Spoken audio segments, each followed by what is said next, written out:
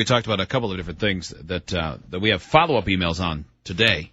One of which was, when we did the phone topic, I was a dumb kid, here's why. We got this email. It says, hey guys, my name's Mike, and I'm a listener from Maine. I was listening to the podcast today, and the segment about stupid things people did as kids reminded me of a story about my brother. Last summer, my brother, who was 14 at the time, was left home by himself. My mom went to the grocery store, and my dad was with me while I was taking my road test for my driver's license. My brother was playing basketball when suddenly the ball rolled into the garage. When he went to retrieve it, he noticed a can of kerosene. Genius struck, and he decided to make a ring of kerosene in the driveway and set it on fire. He assumed the ring would catch fire and then go out quickly.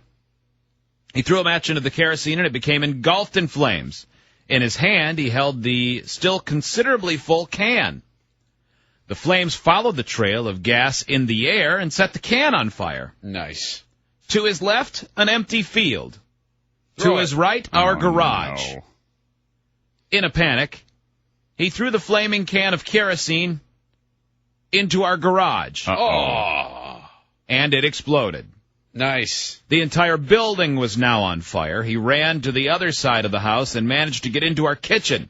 Thinking quickly, he grabbed a cereal bowl and filled it with water and ran back to the garage and dumped the water on the flames. Wow. That'll do it. Like a cup of water. Yeah, that will do it. Just pure panic right there. Unfortunately, his ace in the hole failed him. For the record, there was a fire extinguisher in the garage. Defeated, he ran back into the house and called 911. He gave them the information, and they suggested that it was best to keep him on the phone while the fire was spreading towards the room he was in. Oh, my gosh. Eventually, he convinced them that he needed to leave and drop the phone. No, sir. You 15 stay. minutes later, fire trucks from 5 different cities arrived at my house. We do live right next door to a fire station, but because it's a volunteer fire station, it took a little bit of time for the on-duty firefighters to arrive. My mom came home from the store and saw the house engulfed in flames and my brother sitting on the lawn. She called my dad, who was waiting next to me, for the road test administrator.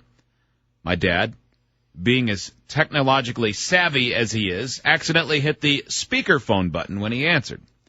The voice of my mom crying and screaming, "The house is on fire," filled the car.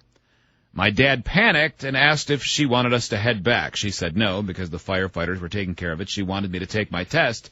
She asked my dad not to tell me about it because it would only stress me out.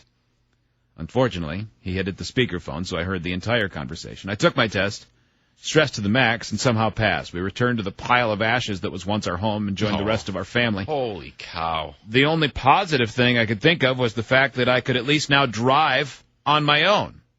Looking forward to seeing the car my parents had bought for me but had been sitting in the driveway for months just waiting for me to get my license. But the heat from the fire was so bad that the entire front end of the car melted.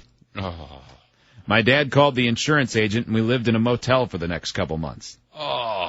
Anyway, thought I'd share with you because it's a good way to get out my frustration, and the story sort of related to what you were talking about earlier.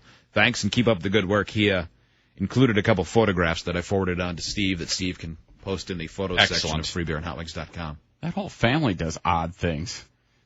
The youngest kid is obviously broken. His brain is just shoot him now. Empty field or garage? Garage.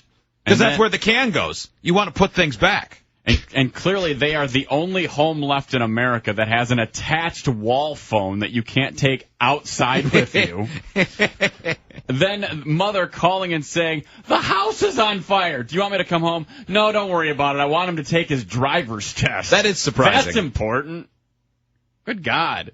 And what kind of dad goes, I mean, if that were me, and I was at an age where I had a son who was taking a driver's test, and my wife called and said, "The house is burning down." I wouldn't say, "Do you want me to come home?" No, you'd immediately... I would just go home. Yeah. I wouldn't care what I was doing.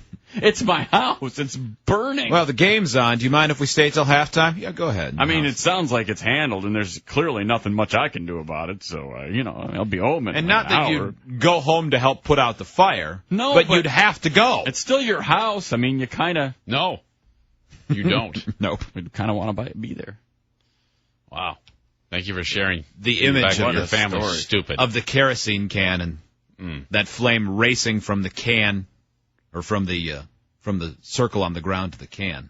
He must have done that really stupid.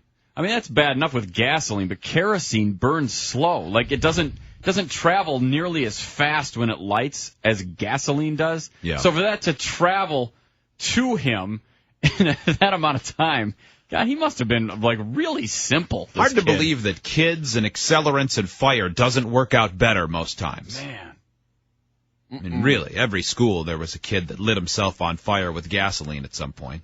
Yeah, that story was way worse than I thought it was going to be. I thought it was just going to turn out that he decided to do a ring of fire and their driveway was fresh asphalt. Mm-hmm. And it melted a huge ring in it or something like that. I didn't expect what happened. Wait, I mean, the house was, I mean, it was total. There was that is nothing devastating. left. Oh. Everything's melted because it burned so hot. Oof. Hey,